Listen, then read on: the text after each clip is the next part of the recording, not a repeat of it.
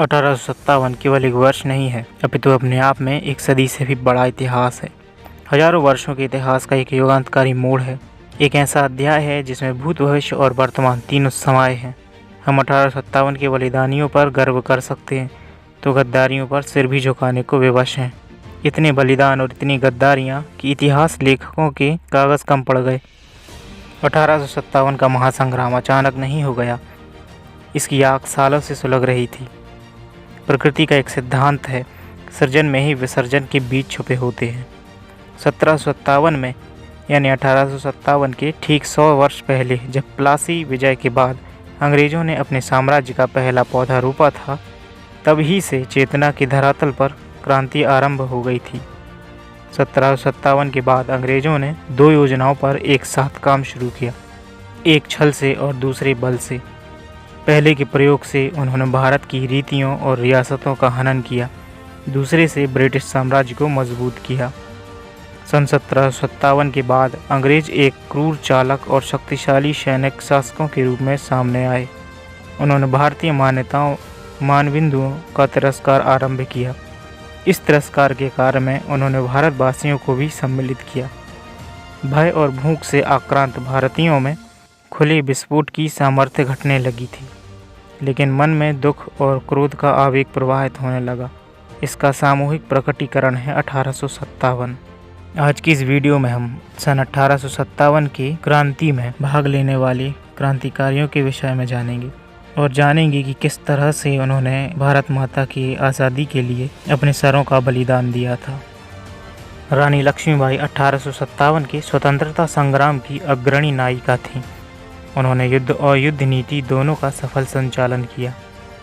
भारतीय चिंतन में स्वाधीनता संघर्ष को नई परिभाषा दी, क्रांति को एक सूत्र में पिरोया और राष्ट्रीय संघर्ष का उद्घोष किया। रानी ने झांसी की सत्ता संभाली, अंग्रेज़ों को युद्ध में ललकारा, तोपों का सामना किया, अपने पुत्र को पीठ से बांध घोड़े की लगाम दांतों से दबाए, दोनों हाथों में तलवार लेकर अंतिम सांस तक अंग्रेज़ों से युद्ध लड़ती रहीं। रानी का रण रंग भारतीय वीरों के नभ में चिरस्थायी सतरंगी इंद्रधनुष है, जिसे देखकर अंग्रेज़ तब भी और आज भी भौचक्के थे और आगे भी रहेंगे। उसके पराक्रमी प्रहारों को भारत के जन गर्व से गाते आए हैं और आगे भी गाते रहेंगे। खूब लड़ी मर्दानी वो तो झांसी वाली रानी थी। रानी लक्ष्मीबाई का जन्म 19 नवंबर 1835 को बनारस में मोरोपंत तांबे के यहाँ हुआ था। लक्ष्मीबाई मात्र 4 वर्ष की थीं तब माँ भागीरथी बाई का देहांत हो गया। बनारस के पेशवा की मृत्यु उपरांत पिता मोरोपंत लक्ष्मीबाई को लेकर बाजीराव पेशवा द्वितीय के यहाँ बिठूर आ गए। यहीं रानी लक्ष्मीबाई का बचपन बीता। सन 1857 के स्वातंत्र्य समर में अंग्रेजों के दांत खट्टे करने वाली इस वीरांगना ने अद्भुत वीरता, निर्भीकता से मुकाबला कर एक ऐसा उदाहरण प्रस्तुत किया जिसकी दुनिया अनुगामिनी हो गई। बिठूर के दरबार में वे सबकी लाडली थी। शरारती और चंचल होने के कारण कोई उसे छबीली तो कोई मनु या मनुकर्णिका नाम से पुकारता था। बाजीराव पेशवा द्वितीय के दत्तक पुत्र नाना साहब के साथ उन्होंने तीरंदाजी, घुड़सवारी, तैराकी और शस्त्र संचालन सीखा। मनु अत्यंत निर्भीक, साहसी, उत्साही व स्वाभिमानी थी। झांसी के प्रसिद्ध ज्योतिषी दीक्षित ने बिठूर में जब मनु की कुंडली देखी तो बिना विलंब झांसी के राजा गंगाधर राव से शादी तय करवा दी। अब वे मनु से झांसी की रानी बन गई थी। लक्ष्मीबाई ने एक पुत्र को जन्म दिया, लेकिन जन्म से 3 माह बाद ही पुत्र की मृत्यु हो गई। इस दुख से राजा बीमार रहने लगे। मृत्यु के पूर्व राजा गंगाधर ने अपने उत्तराधिकारी के रूप में दामोदर राव को गोद ले लिया, लेकिन अंग्रेज़ों ने विलय नीति के अंतर्गत झांसी राज्य को हड़प लिया। डलहौजी ने सारी संपत्ति जब्त कर ली और कहा कि जब दामोदर राव बालिग हो जाएगा तब गद्दी छोड़कर सारी संपत्ति लौटा दी जाएगी। रानी को 5000 रुपये माह से पेंशन तय कर दी गई। रानी ने यह प्रस्ताव ठुकरा दिया और अंग्रेज़ों के विरुद्ध युद्ध की तैयारी शुरू की। इस समय तक मेरठ, पटना, रोहिलखंड, दिल्ली, बनारस, कानपुर, लखनऊ, बुंदेलखंड क्रांति का मोर्चा लिए खड़े हो गए थे। रानी लक्ष्मीबाई सन 1857 क्रांति की अग्रिम पंक्ति की नायिका हैं। उन्होंने पूर्व योजना अनुसार 4 जून 1857 को क्रांति का नेतृत्व किया। 70 अंग्रेज़ मारे गए। किले पर यूनियन जैक के स्थान पर झांसी राज्य का झंडा फहराया गया। रानी ने 10 माह तक बड़ी सूझबूझ और कुशलतापूर्वक झांसी राज्य का संचालन किया, लेकिन अंग्रेज यह अच्छी तरह जानते थे कि स्वाधीनता संग्राम का महत्वपूर्ण गढ़ है झांसी।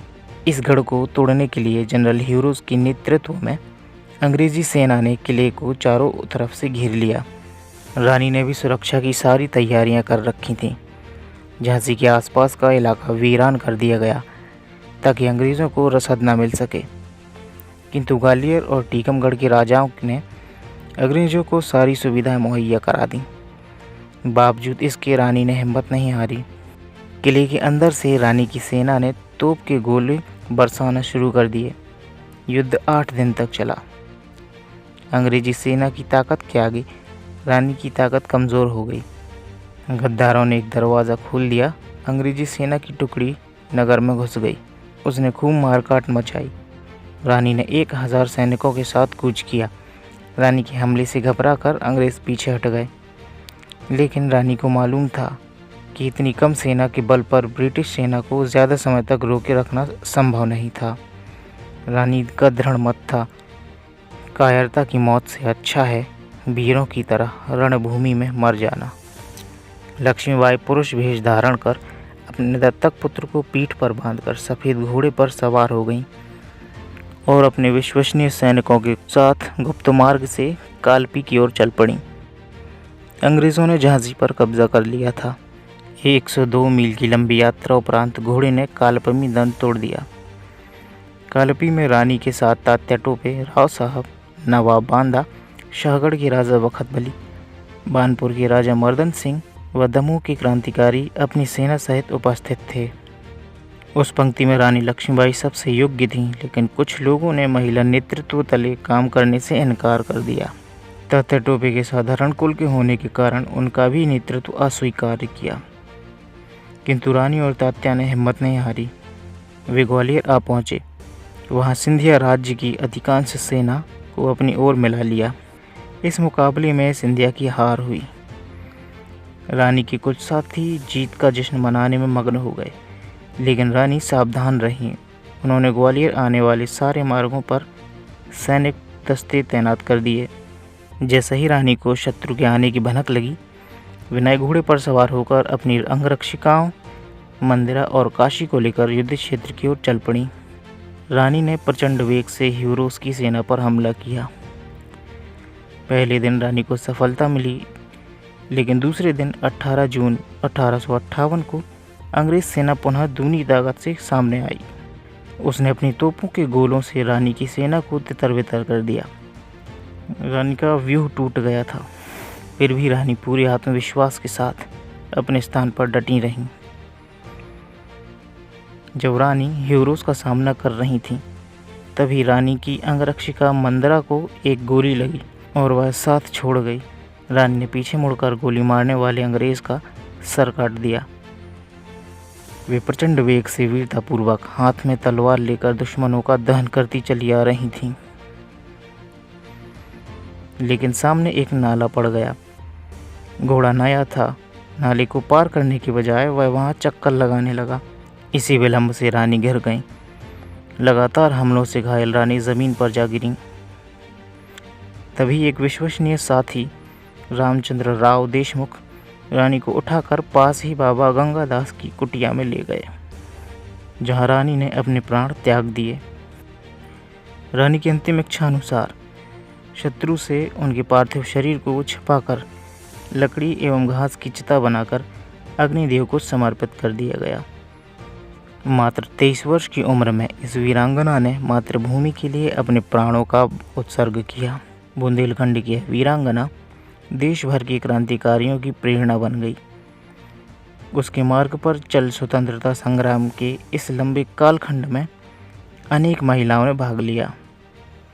समय की शिला पर अंकित वीरांगना झांसी की रानी लक्ष्मीबाई के शौर्य और बलिदान की गाथा आज भी भारतवर्ष में गर्व से गाई जाती है। धन्य धन्य झांसी की धरती, धन्य धन्य वह पानी, धन्य दुर्ग जिसमें दुर्गा समान प्रकटी लक्ष्मी रानी, जिसने भारत के कण कण में जीवन ज्योति जगाई। करने को स्वतंत्र भारत रणभेरी प्रथम बजाई। तो दोस्तों इस तरह रानी लक्ष्मीबाई ने भारत माता की स्वतंत्रता के लिए अपने प्राणों का बलिदान दिया और इतिहास में सदैव के लिए अमर हो गई। तो दोस्तों यदि आप इसी तरह भारत के इतिहास के महान शासकों और इतिहास के रोचक तथ्यों को जानने के लिए इच्छुक हैं तो प्लीज़ हमारे चैनल को सब्सक्राइब ज़रूर कीजिएगा और वीडियो देखने के लिए धन्यवाद।